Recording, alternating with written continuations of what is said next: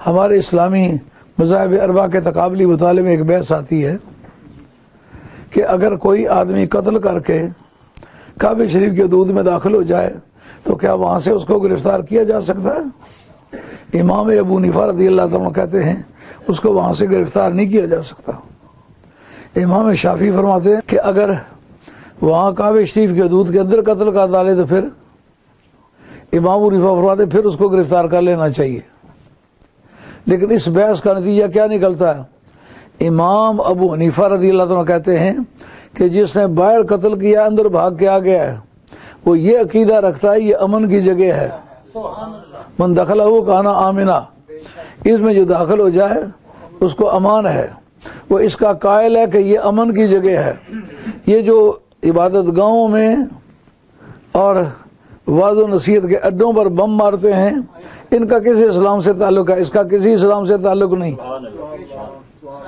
हत्ता कि हमारे मज़ाहिब अरबा के तकाबली मुताले में ये आता है कि जब फातिहीन किसी काफिर इलाके को फतह कर लें बुढ़ों पे हाथ ना उठाएं, बच्चों पे हाथ ना उठाएं, औरतों पे हाथ ना उठाएं और जो उनके प्रीस्ट हैं उन पर हाथ ना उठाएं जब तक कि वो खुद न लड़ें।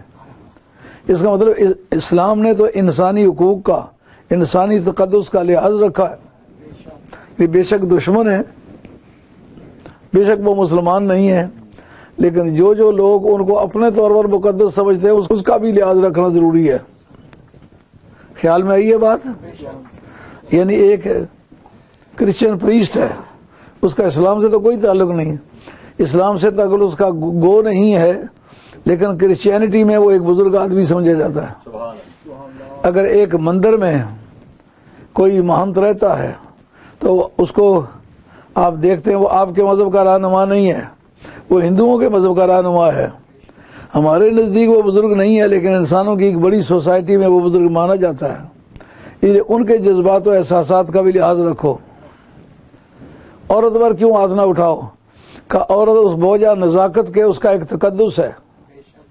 ये जो दारो हरम की तमीज़ नहीं करते, कभी मस्जिदों पे बम मारते हैं, कभी दरगाहों पे बम मारते हैं, कभी इमाम बाड़ों में बम मारते हैं, कभी मासूम बच्चों स्कूलों में जा जा के मारते हैं, इनका किस मज़हब से ताल्लुक समझा जा सकता है?